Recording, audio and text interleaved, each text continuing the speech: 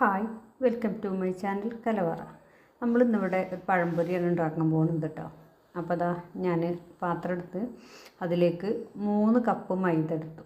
നിങ്ങൾ ഏത് പാത്രത്തിലാണ് അളക്കണേ അതേ അളവ് ഇതേപോലെ എടുക്കാൻ ശ്രദ്ധിക്കുക കേട്ടോ. എന്നിട്ട് അതേ കപ്പിൽ 1 കപ്പ് കടലമാവ്, 1 കപ്പ് റവ, കുറച്ച് ഉപ്പ് 1 ടീസ്പൂൺ, 1 കപ്പ് പഞ്ചസാര, 1 കപ്പ് കോൺഫ്ലവർ, പിന്നെ 1 ടേബിൾ സ്പൂൺ ഈസ്റ്റ് ഇട്ടിട്ടുണ്ട്.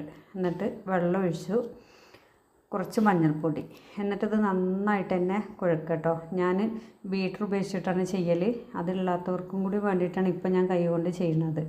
അപ്പോൾ നന്നായിട്ട് തന്നെ മിക്സ് ആക്കണം, എന്നെങ്കിലേ പഴംപൊരി നല്ല സോഫ്റ്റ് ആവുള്ളൂ.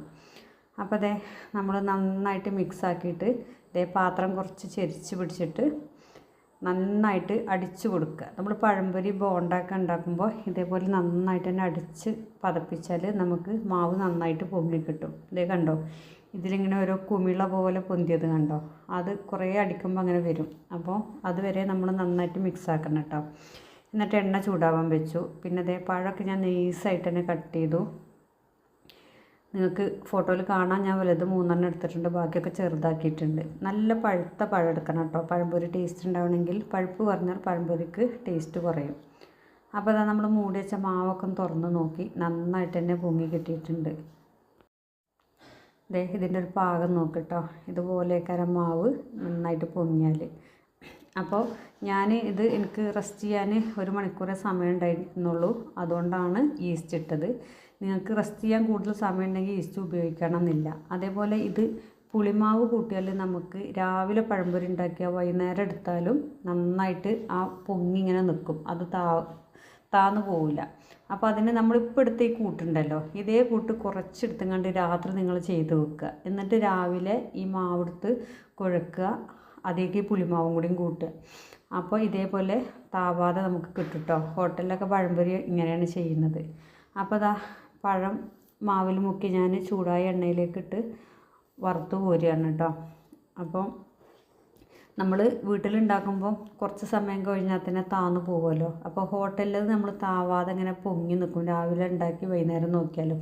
അപ്പോൾ അതിനുള്ള റെസിപ്പിയാണ് ഞാനിപ്പോൾ ഈ പറഞ്ഞു തന്നത് കേട്ടോ. അത് ഇത്രയും കാര്യങ്ങൾ നമ്മൾ അതിൽ കൂട്ടുന്നുണ്ട്. ഇനി നിങ്ങൾക്ക് സാധാ അങ്ങനെ നിൽക്കേണ്ട, കുറച്ച് സമയമൊക്കെ വെക്കാനാണെങ്കിൽ കടലമാവ് സ്കിപ്പ് ചെയ്താലും കുഴപ്പമൊന്നുമില്ല. അതേപോലെ കുറച്ച് ഹാർഡായിട്ട് നിൽക്കണമെങ്കിൽ അരിപ്പൊടി യൂസ് ചെയ്യാം കേട്ടോ. അപ്പോൾ ഞാൻ എന്തായാലും സോഫ്റ്റ് ആയിട്ടുള്ളതാണ് ഉണ്ടാക്കിയിട്ടുള്ളത്. അപ്പോൾ പഴംപൊരിയൊക്കെ തിരിച്ച് മറിച്ചൊക്കെ ഇട്ട് നല്ല ബ്രൗൺ കളറാക്കി ഞാൻ എണ്ണയിൽ നിന്ന് വറുത്ത് കോരിയിട്ടുണ്ട്. അപ്പോൾ പഴംപൊരിയുടെ ഒക്കെ പണി കഴിഞ്ഞപ്പോൾ നമുക്ക് പെട്ടെന്ന് തന്നെ വേറൊരു കേക്ക് ഓർഡറും കൂടി കിട്ടിയിട്ടുണ്ടായിരുന്നു. അപ്പോൾ അത് ചെയ്യാനുള്ള ഒരുക്കത്തിലാണ്. അപ്പോൾ 2 ടയർ ആയിരുന്നു. അപ്പോൾ ചെറിയൊരു കുട്ടിക്ക് വേണ്ടിയിട്ടാണ്. അപ്പോൾ അവർക്ക് തീമൊക്കെ അവർ പറഞ്ഞു തന്നു, ഫോട്ടോ ഒക്കെ അയച്ചു തന്നിരുന്നു, അതുപോലെ ചെയ്യാൻ പറഞ്ഞിട്ട്. അപ്പോൾ ഡോറ ബുജിൻ്റെ ഒരു തീമായിരുന്നു. അപ്പോൾ അതൊക്കെ ഞാൻ കട്ട് ചെയ്തൊക്കെ കയ്യിൽ വെച്ചു, അതൊക്കെ ഒന്ന് സെറ്റ് ചെയ്തെടുത്തു. ഞാൻ ആദ്യമായിട്ടാണ് ഡോറ ബുജി തീം എനിക്ക് കിട്ടുന്നത് കേട്ടോ. വേറെ പല കുട്ടികൾക്കുള്ള തീമുകളും കിട്ടിയാലും ഇതെനിക്ക് ആദ്യമായിട്ടായിരുന്നു. ഭയങ്കര ആഗ്രഹമായിരുന്നു ഒരു ഡോറ ബുജിൻ്റെ ഒരു തീം ചെയ്യാൻ. അപ്പോൾ ഏതായാലും അത് ഇന്നലെ കിട്ടി, നന്നായിട്ട് തന്നെ ചെയ്ത് കൊടുത്തു. അപ്പോൾ കേക്ക് അവർ വന്ന് ഡെലിവറി ചെയ്തോളും, നമ്മൾ കൊണ്ട് കൊടുക്കണ്ട. അപ്പോൾ വീഡിയോ ഇഷ്ടമായവർ ലൈക്ക് ചെയ്യാനും ഷെയർ ചെയ്യാനും മറക്കല്ലേ. ഇതാദ്യമായിട്ട് കാണുന്ന കുട്ടികൾ സബ്സ്ക്രൈബ് ചെയ്യണേ.